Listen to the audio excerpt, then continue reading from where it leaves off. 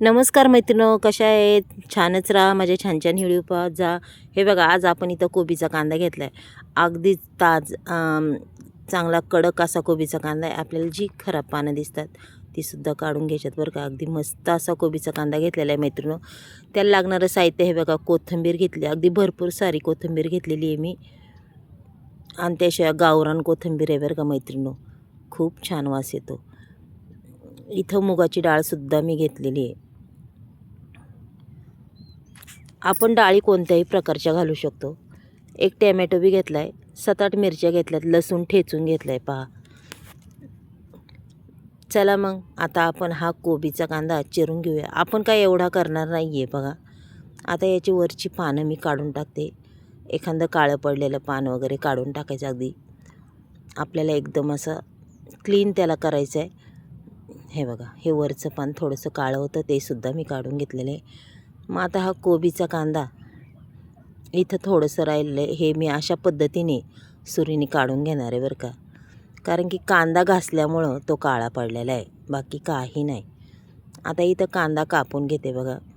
आपल्याला किती भाजी करायची तेवढाच कापून घ्यायचं आहे, जास्तही कापून उपयोग नाही आहे.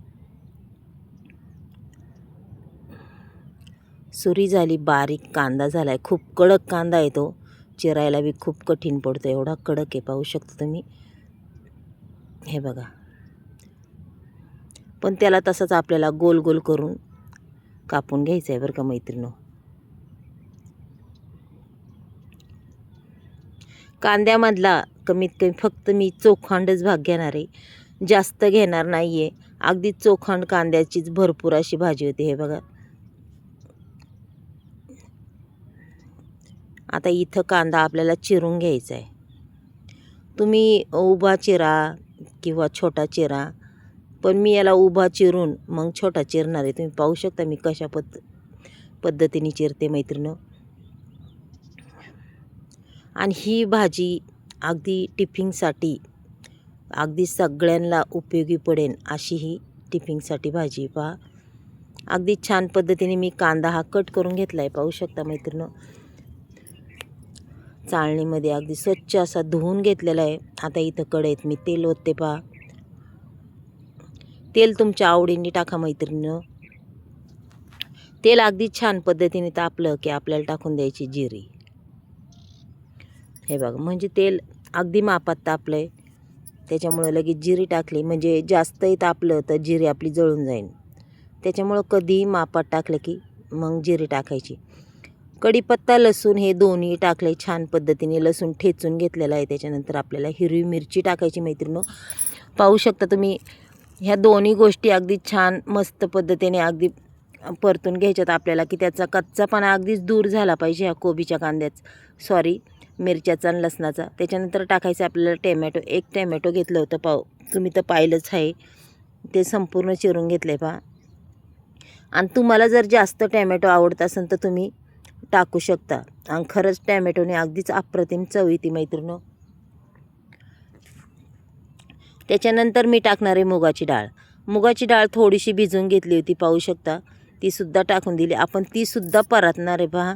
अगदी चांगल्या पद्धतीने परतून घ्यायची. त्याच्यानंतर टाकायची थोडीशी हळद. हे बघा मैत्रिणो, अशा पद्धतीने जर तुम्ही कोबी केला ना, खरंच खूपच छान होतं, चवेला बी खायला भारी लागतो. म्हणजे काय होतं, आपली डाळ आपण जी नंतर टाकतो ती नंतर न टाकता तेलात परतून घेतली तर अगदीच अप्रतिम लागते. त्याच्यानंतर मस्तपैकी ही गावरान कोथिंबीर ही सुद्धा टाकलेली आहे. त्याच्यानंतर आपल्याला टाकायचा कोबीचा कांदा. हे बघा, अगदी भरपूर सारा हा कांदा होणार आहे. आणि कांदासुद्धा चांगलाच निबार होता, म्हणजे कांदा खूप चांगला होता हा कोबीचा. आता ही भाजी आपण पूर्णपणे हलवून घ्यायची बरं का मैत्रिणो. पण आपल्याला टाकून घ्यायचं आधी मीठ. त्याच्या आधी म्हणजे मीठ टाकलं की आपल्या भाजीला संपूर्ण आपण हलवता हलवता सगळीकडून मीठ लागतं पहा. अशा पद्धतीने मी ही भाजी पूर्ण मिक्स करून घेते पहा मैत्रिणो. आणि खरं सांगू का, ही कोबीची भाजी चपातीबरोबर किंवा बाजरीच्या भाकरीबरोबर खरंच खूप छान लागते. चवही तिची अप्रतिम लागते. पुन्हा मी कोथिंबीर टाकली, पाहू शकता काही. आणि कोथिंबीर खरंच जेवढी टाकसान ना तेवढी भारी वाटते. आणि शक्यतो कोथिंबीरशिवाय कोणतीच भाजी आपली होऊ शकत नाही आहे. पहा रंग बी काय छान आला आहे मैत्रिणीनो, अगदी मस्त. आणि रंग अगदी कलरफुल अशी भाजी दिसते पहा. आता तिला संपूर्ण खालवर करून घ्यायची पहा. आणि आपल्याला मग त्याच्यावर आहे ना 1 किंवा 1.5 चमचा असा शेंगदाण्याचा बारीक कुट्टा घालायचा आहे. हो का, मी 1.5 चमचा टाकलेला आहे, जास्त नाही. तुम्हाला जास्त आवडत असेल तर तुम्ही घालू शकता. आता मी काय हलवणार नाही, तसंच झाकण ठेवणार आहे. बघा 2 मिनटं आपल्याला त्याच्यावर झाकण ठेवायचे. 2 मिनटांनी मैत्रिणीनं पुन्हा पाहायचं आहे. कोबीचा कांदा अगदी छानच वाफळलेला आहे, पाहू शकता तुम्ही.